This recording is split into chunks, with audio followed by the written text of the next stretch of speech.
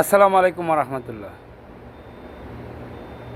Saudi আরবের কিছু কোম্পানির ভিসা, যে ভিসাগুলো বাংলাদেশে প্রতিনিয়তই পাওয়া যায়, কারণ এই ভিসাগুলো দিয়ে সৌদি আরবে বর্তমান যারা আসতেছে কিংবা আসবে তারা এসে কোনো কিছুই করতে পারবে না, অথচ 3 থেকে 4 লক্ষ বা 4.5 লক্ষ টাকা দিয়ে আসতে হবে।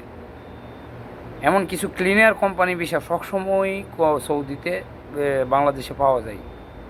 তো বিষয় হচ্ছে, বর্তমানে সৌদি আরবে যারা আসতেছে খুবই সাবধানে আসতেছে এবং ভালোভাবে যাচাই বাছাই করে আসতেছে। বেশিরভাগ মানুষই বর্তমানে সৌদি আরব যারা আসতেছে যাচাই বাছাই করে আসে।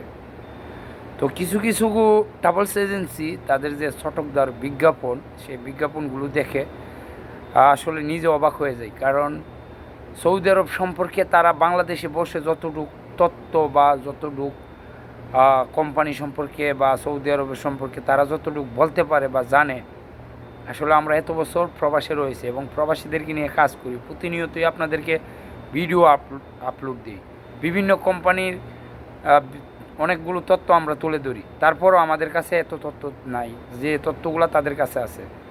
কারণ তারা কখনো আপনি কিংবা একজন প্রবাসে আসবে তার ভালো চাবে না, তারা তাদের ফায়দাটা এবং তাদের লাভটাই তারা দেখবে। তো বর্তমানে যারা সৌদি আরবে আসতেছেন আপনাদেরকে বলবো, দেখেন, যারা 1000 বা 1200 বা 800 বা 900 রিয়াল স্যালারি, বেসিক স্যালারি আসেন, এছাড়া কিছু কিছু কোম্পানি আছে মাত্র 5 থেকে 600 রিয়াল বেসিক স্যালারি। আল জাহারানি কোম্পানি, তারপরে আল সাহারা, ইনিশিয়াল, এই ধরনের কোম্পানিগুলোর যে লেবার পোস্টে রয়েছে বা ক্লিনারের কাজে যারা আসে তাদের স্যালারি কিন্তু 600, 700, 800 রিয়ালের মধ্যে।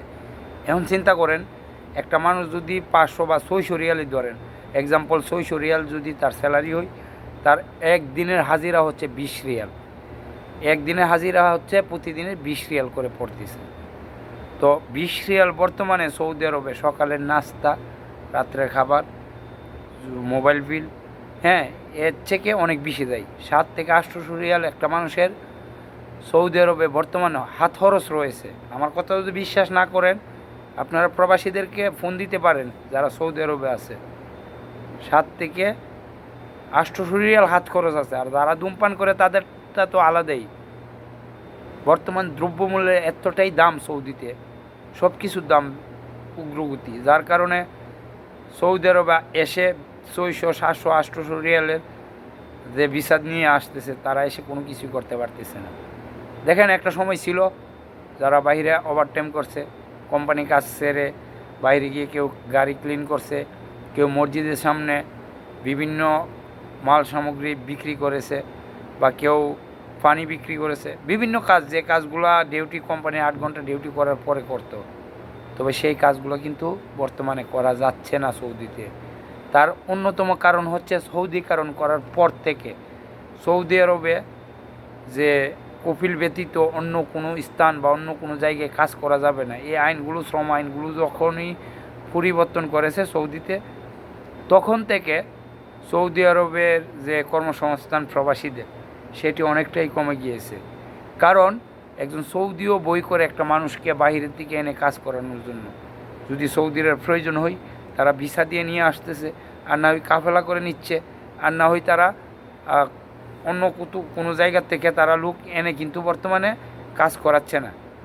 একটা সময় ছিল ফ্রি ভিসা, অর্থাৎ আমেলাইদি ভিসা এসে বিভিন্ন স্থানে কাজ করা গিয়েছে বা কাজ করে টাকা নিয়ে আসছে। সৌদি আরবের আইনে কোনো যদিও নিষেধাজ্ঞা ছিল, তবে এতটাই কড়াকড়ি ছিল না শ্রম আইন। তবে বর্তমানে সৌদি আরবের শ্রম আইন অনেক কঠিন। আপনি গাড়ি ধরছেন, আপনার আকামা আছে, আপনার বৈধ, অথচ আপনাকে যদি ধরতে পারে আপনার কাজ অন্য পেশা, হ্যাঁ, নিজ পেশা না অন্য পেশা, তখন কিন্তু আপনাকে দেশে পাঠিয়ে দেবে। আপনার ক্লিনারের বিষয়ে আসছেন কোম্পানিতে, আপনাকে কোম্পানির কাজই করতে হবে। তো এই বিষয়গুলা অনেকেই জানে না, কিংবা অনেকে এই বিষয়গুলা বুঝতে চায় না। তো আমি এজন্য আপনাদেরকে বলতেছি, চটকদার বিজ্ঞাপন দেখে কখনো সৌদি আরবে আসবেন না। আর যদি আসেন তাহলে অনেক বড় বিপদে পড়বেন। কারণ বর্তমানে 4 থেকে 5 লক্ষ টাকা দিয়ে সৌদি আরবে এসে, আমি মনে করি অন্ততপক্ষে আমার 14 বছরের এক্সপিরিয়েন্স থেকে প্রবাস জীবনের, সৌদি আরবে আমি 14 বছর, পুরো 14 বছর সৌদি আরবে, এবং প্রবাসীদেরকে নিয়ে কাজ করার যে এক্সপিরিয়েন্স এবং অনেক প্রবাসীদের তথ্য থেকে আমি এই কথাগুলো বলতেছি। আল্লাহর হস্তে আপনারা 4 থেকে 5 লক্ষ টাকা দিয়ে বাংলাদেশ থেকে কোনো দালালকে ক্লিনিয়ারের বিষয়ে অন্তত পক্ষে আসবেন না। আর যদি আসেন তাহলে অনেক বড় বিপদে পড়তে পারেন। আশা করি সকলে বুঝতে পারছেন। ধন্যবাদ সবাইকে।